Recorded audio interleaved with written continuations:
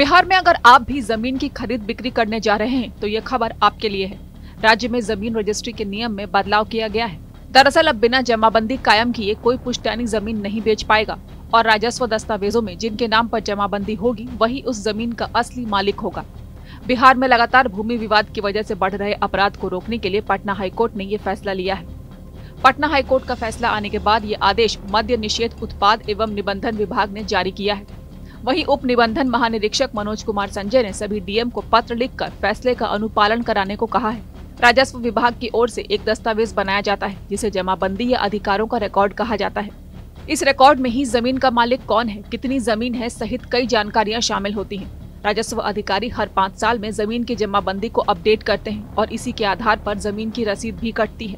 ऐसा अक्सर होता है कि धोखे से या गलत इरादों के तहत एक ही जमीन को कई बार बेच दिया जाता है। खासकर भू माफिया ये काम बखूबी करते हैं। लेकिन अब ऐसा करना मुश्किल होगा क्योंकि अब जमीन वही बेच सकेगा जिसके नाम पर जमाबंदी होगी। पुश्तैनी जमीन को बेचने के लिए जरूरी होगा कि उसका बंटवारा कानून के हिसाब से हो जाए और जमाबंदी खुद के नाम से कायम हो जाए। पटना का जो आदेश आया है समाचार पत्रों में पढ़ने के बाद ये लगा कि अपराध पर अंकुश लगेगा। भागलपुर में भू माफिया लोग एक जमीन का कई एक जमाबंदी कराकर एक ही जमीन को दूसरे तीसरे को बेच देते थे। इस पर अंकुश लगेगा। और इस पहल पे क्या लगता है कि ये फैसला लगातार रहना चाहिए? अगर ये फैसला लगातार जारी रहता है, लागू रहता है, तो भागलपुर और इर्द गिर्द में जो भू माफिया हैं, जो एक जमीन को कई एक आदमी को 10-10 आदमी को बेचे हैं, उस पर अंकुश लगेगा और अपराध पर जबरदस्त रूप से रोक लगेगा। परिवार में भी देखा जाता था कि भाई या फिर बहन की जमीन बेच दिए। सिर्फ घर परिवार नहीं, ये हर एक जगह लागू है। हर एक गांव में जाएंगे तो ऐसे 5-10 मामले पड़े हुए हैं जो लोग फर्जी वाड़ा करके म्यूटेशन करा करके एक की जमीन दूसरे को बेच दिए, फिर तीसरे को बेच दिए, चौथे को बेच दिए। इस पर रोक लगेगा। फैसले की सराहना करते हैं। यह फैसला बहुत सराहनीय है। यह फैसला लागू होने से बिहार में अपराध पे कमी आएगी। हाईकोर्ट का जो आदेश है उसको पूर्व रूप में जो आदेश पारित होता था पहले जमाबंदी के संबंध में, वो उसको मॉडिफाई कर दिया है।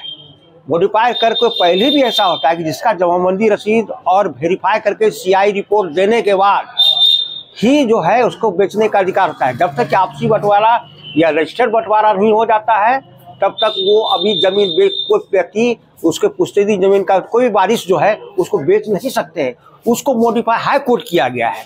लेकिन अभी जो तत्काल देखा जाता है, बहुत तरह का हम केस देखते हैं कि गलत रसीद भी कर जाता है, मोटेशन भी अलग अलग जो है गलत रूप में कट रहा है और इससे जो होता है कि सरकार को नुकसान हो रहा है और बहुत शहर के 55% जो है यहाँ मोटेशन नहीं हो चुका है।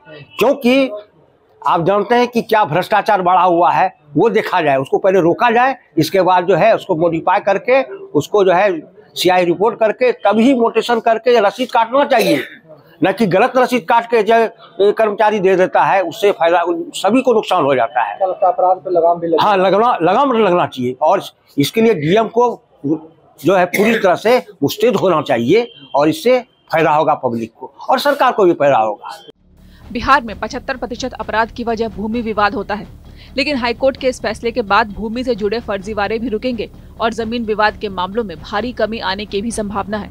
हालांकि शहरी क्षेत्र के फ्लैट या अपार्टमेंट की रजिस्ट्री करवाने में ये नियम लागू नहीं होगा।